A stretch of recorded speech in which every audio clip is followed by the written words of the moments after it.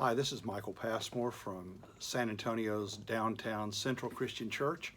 I'm bringing you our Wednesday devotional, a time for us to reflect and think as we continue on various stages of reopening and going through still the safety and staying at home. It's been a long journey. I have been interested watching some of the recommended and folk remedies that have come and gone across the internet and in other circles. I can remember when I was growing up, my grandmother on my father's side had a cures whatever ails you kind of a medicine. It was called castor oil. Some of you are probably old enough to remember taking a tablespoon, 2 tablespoons, a quarter of a cup.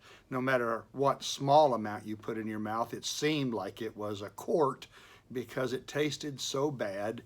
It was good for whatever ails you. It was suffering. It was a laxative. It cured headaches and tummy bothers and used for discipline. I started looking around on the internet along with suggestions from other friends on the title of a sermon that could be good for what ails you. And there are a whole lot of things out there that they say are good for what ails you. Love is good for what ails you, and you cannot argue with that. Humor is good medicine, I'm told, and I love to laugh, and I'll be preaching a sermon on that this coming Sunday. According to the web these days on Google, you can learn that Siberian ginseng is better than others. Yemeni honey is supposedly really good for you, but it's hard to get anything but gunpowder out of Yemen these days. Some people like massage therapy and aromatherapy and going and adopting a pet, especially during the COVID times. But one of my favorites that I heard from another preacher was a product I don't think I had ever seen.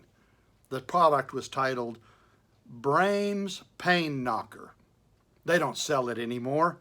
The contents, the ingredients of Brahms Pain Knocker: 1.5% tincture of opium, 1.5% chloroform, and a whopping 88% of alcohol. Well, no wonder it was a knocker. It would knock you off of your feet. But is it something that is good for what ails you? These days, there's a lot of things that ail us.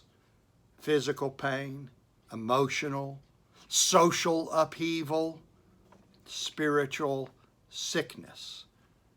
What is good for what ails us? How do we respond to the illness in our lives, in our society, in our nation?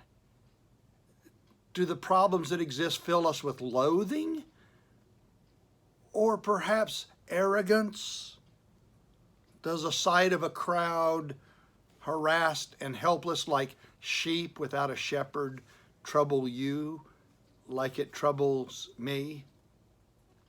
In our scripture reading today from Matthew's Gospel, it says that when Jesus saw the crowds harassed, helpless, like sheep without a shepherd, he looked at them not with judgment or loathing or contempt, but with compassion. When we are struggling through this phase of our life journey, let us remember that Jesus, the Christ, the Son of the living God, looks at us and even our world, and he cares. Thank you for letting me share with you today.